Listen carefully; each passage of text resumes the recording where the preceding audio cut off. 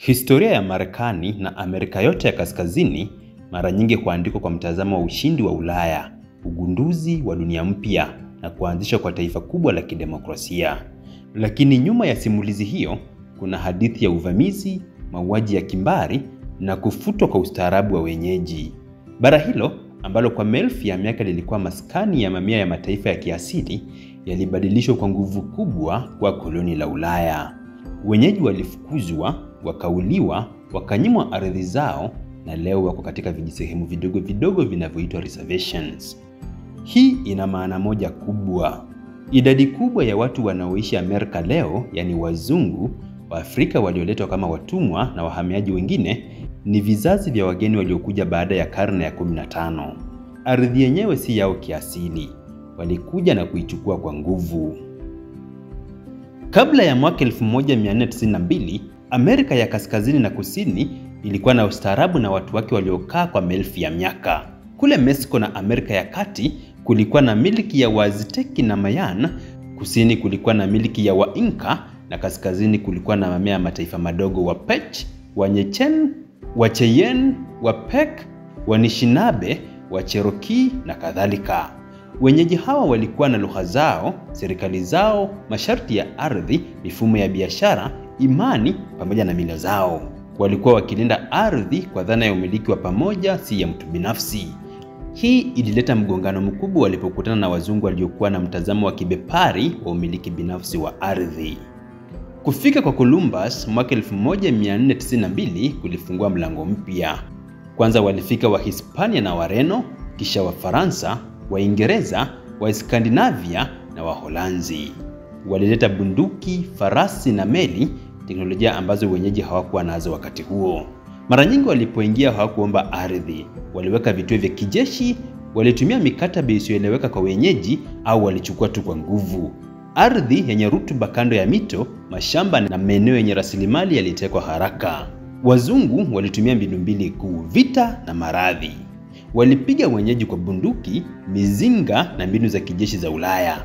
Walipoona upinzani mkubwa, waliendesha kampeni za mauaji ya kimbari, wakichoma vijiji na mashamba. Walileta ndui, surua na homa ya mapafu ambazo wenyeji hawakuwa na kinga dhidi ya magonjwa hayo. Wakati mwingine walipeleka makusudi blanketi zenye virusi vya ndui, smallpox blankets, kwenye vijiji vya wenyeji. Maradhi haya yalipunguza idadi kubwa ya wenyeji kwa mamilioni baada ya kuwaua. Kwa mfano, kabla ya wazungu kufika, Amerika ya Kaskazini pekee ilikadiriwa kuwa na watu kati ya milioni 10 hadi 15. Kufikia karne ya 19, walikuwa wamebaki chini ya milioni 1. Kuanzia karne ya 17, walowezi wa kizungu walijitangazia maeneo makubwa kuwa yao. Walipounda taifa la Marekani, walipitisha sera rasmi za kufukuza wenyeji. Baadhi ya sera hizo ni Indian Removal Act ya mwaka 1830. Sheria hii iliruhusu serikali ya Marekani kuhamisha makabila yote mashariki mwa Mississippi kwenda magharibi kwa nguvu. 2. Trail of Tears ya mwaka 1831 hadi mwaka 1850. Katika miaka hii, Wacherokee, Wachoctaw, Wamuskoji, Waseminole na makabila mengine walifukuzwa kwa msafara mrefu wa mateso na maelfu wakafia njiani. Na namba 3, Manifest Destiny, itikadi ya karne ya 19 iliyosema kwamba wazungu wote walikuwa na hatima ya kimungu ya kueneza ustaarabu wao kote Amerika. Ilitumika kama kisingizio cha kuteka ardhi za wenyeji katika bara hilo. Kwa kila hatua, ardhi za kiasili zilipungua na wenyeji walitupwa kwenye reservations ndogo zisizo na rutuba kabisa. Mbali na ardhi, serikali na makanisa yalilenga kuua utamaduni wa wenyeji. Watoto walichukuliwa kwa nguvu kwenda shule za mabweni, boarding schools, wakafundishwa kuacha lugha na mila zao. Walilazimishwa kuvaa mavazi ya kizungu, kutumia Kiingereza na kubadilishwa dini kabisa. Kauli mbiu ya shule moja maarufu ilikuwa Kill the Indians, Save the Man, yani ua Mwamerika wa asili, okoa binadamu. Hii iliua vizazi vya urithi wa utamaduni na kumbukumbu za kihistoria. Kabla ya meli za Ulaya kuonekana kwenye upeo wa bahari ya Atlantic, bara la Amerika lilikuwa tayari na mamilioni ya wenyeji wake.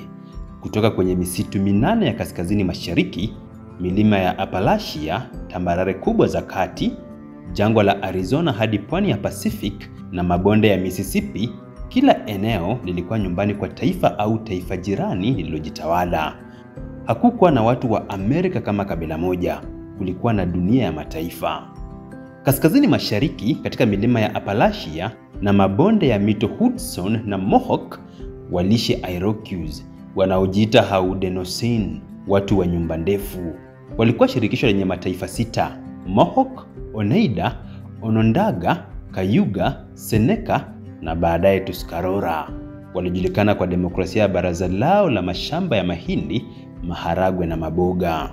Kando ya pwani, kuanzia New England hadi Chesapeake, walienea Algonquian, Wampanoag, Pequot, Narragansett, Lenape na wengine wengi. Walikuwa wawindaji, wavuvi na wakulima waliokutana moja kwa moja na walowezi wa kwanza wa Kiingereza katika Plymouth na Jamestown.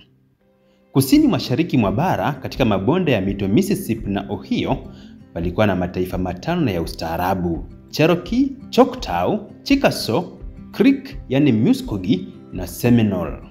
Walijenga miji, walikuwa na mashamba makubwa na baadhi walikubali maandiko na serikali zenye katiba zao. Lakini pamoja na ustaarabu huo, walifukuzwa kwa nguvu katika Trail of Tears baada ya Indian Removal Act ya mwaka 1830. Kuelekea tambarare kubwa za kati, Great Plains, zilizoenea kutoka Canada hadi Texas, walikuwepo Lakota, Sioux, Cheyenne, Comanche, Blackfoot, Crow na wengine wengi. Hao walifuata makundi ya nyati wakipanda farasi waliowapata kutoka kwa Wahispania na walikuwa wapiganaji mashuhuru wa kulinda ardhi yao dhidi ya walowezi. Majangwa na nyanda kavu za kusini magharibi ziliwakilishwa na Apec, Navajo yani Dine, Pueblo, Hopi na wengine waliokuwa na mashamba ya umwagiliaji na makao ya wawe ya kisanii.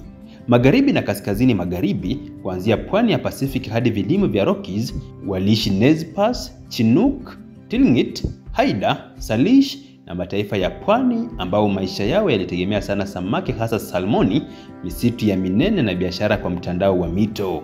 Kila eneo lilikuwa na mfumo wake wa kiutawala, mila, dini na lugha. Kwa mtindo huu wa kijiografia, bara lote lilionekana kama zulia na mataifa ya kiasili yaliyoshonwa pamoja, kila taifa likiwa na historia na ardhi yake. Kwa sasa, Marekani ni nchi ya watu zaidi ya milioni 330, lakini wenyeji wa Amerika ni takriban milioni 6 tu, wakiishi zaidi katika reservations na miji. Wengi wa wananchi wa Marekani ni vizazi vya walowezi kutoka Ulaya, yani Uingereza, Ufaransa, Ujerumani, Italia na Ireland, na pia vizazi vya Waafrika waliolazimishwa kuletwa kama watumwa. Kihistoria, ardhi hii haikuwa yao. Walikuja, wakaichukua kwa nguvu, wakafukuza na kuwa wenyeji. Hata majina ya majimbo na miji mingi kama Massachusetts, Dakota, Ohio ni maneno ya kiasili ya wenyeji waliotoweka au kufukuzwa. Kwa hiyo kusema kwamba Marekani ya sasa ni nchi ya wazungu ni tafsiri ya kisiasa tu. Kihistoria ni ardhi ya mataifa ya kiasili yaliyokuwepo kabla ya uvamizi wa Ulaya. Leo makabila ya kiasili yameanza kudai haki na fidia.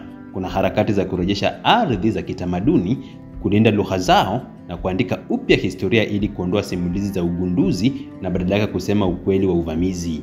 Mashirika ya kiraia na vyuo vikuu vinaweka alama za heshima kwa ardhi za kiasili wanazokaa. Pia kuna kesi mahakamani kudai fidia au kurejeshwa kwa baadhi ya ardhi, ingawa mara nyingi zinakumbana na upinzani mkubwa wa kisheria na kisiasa. Historia ya uvamizi wa wazungu Amerika si hadithi ya ujasiri pekee, bali ni hadithi ya ukoloni wa mabavu. Wenyeji waliuawa, wakafukuzwa, wakanyang'anywa ardhi na utamaduni wao. Leo wengi wanaoishi huko ni vizazi vya wageni waliokuja kwa nguvu, si wenyeji wa asili wa bara hilo. Kueleza ukweli huu si chuki, bali ni kuandika historia kwa usahihi. Ni njia ya heshima kwa wale waliopoteza maisha na utamaduni wao, na pia ni hatua ya kwanza kuelekea haki ya kihistoria. Ardhi ya Amerika kiasili ni ardhi ya mataifa ya kiasili. Wale waliokaa sasa wanaishi juu ya historia hiyo, historia ambayo haipaswi kufichwa tena.